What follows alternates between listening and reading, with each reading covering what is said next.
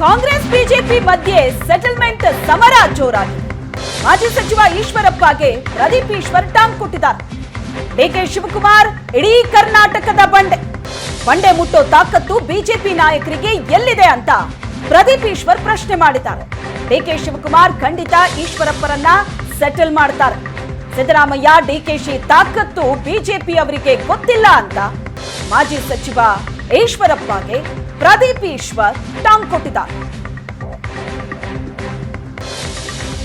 ನೋಡಿ, ಈ B J ಪಿಯವ್ರಿಗೆ ಮಾನ ಮರ್ಯಾದೆ ಏನೂ ಇಲ್ಲ. ಅವರು ಸರ್ ಕಳೆದ 10 ವರ್ಷದಲ್ಲಿ 5233 IT ED ರೇಡ್ ಆಗಿದೆ. 5233 IT ED ರೇಡ್ ಆಗಿದೆ.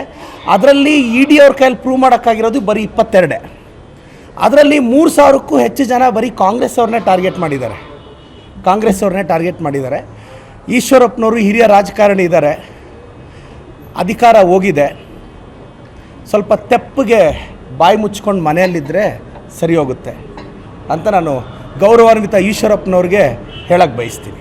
ಈಗ ಮತ್ತೆ ಡಿ ಕೆ ಶಿವಕುಮಾರ್ ಅವರು ಟಾರ್ಗೆಟ್ ಆಗ್ತಾರಾ ಅಂತ ಸರ್, ಡಿ ಕೆ ಶಿವಕುಮಾರ್ ಕನಕಪುರದ ಬಂಡೆ ಮಾತ್ರ ಅಲ್ಲ, ಕರ್ನಾಟಕದ ಬಂಡೆ. ಅವರು ಬಂಡೆನ ಮುಟ್ಟೋ ತಾಕತ್ತು ಬಿ ಜೆ ಪಿಯವ್ರಿಗೆ ಎಲ್ಲಿದೆ?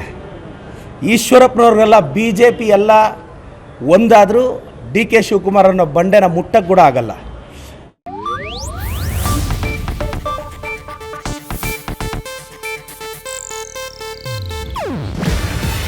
ಇದು ಏಷ್ಯಾನೆಟ್ ನ್ಯೂಸ್ ನೆಟ್ವರ್ಕ್ ಪ್ರಸ್ತುತಿ. ನೀವು ನೋಡ್ತಿದ್ದೀರಾ ಏಷ್ಯಾನೆಟ್ ಸುವರ್ಣ ನ್ಯೂಸ್.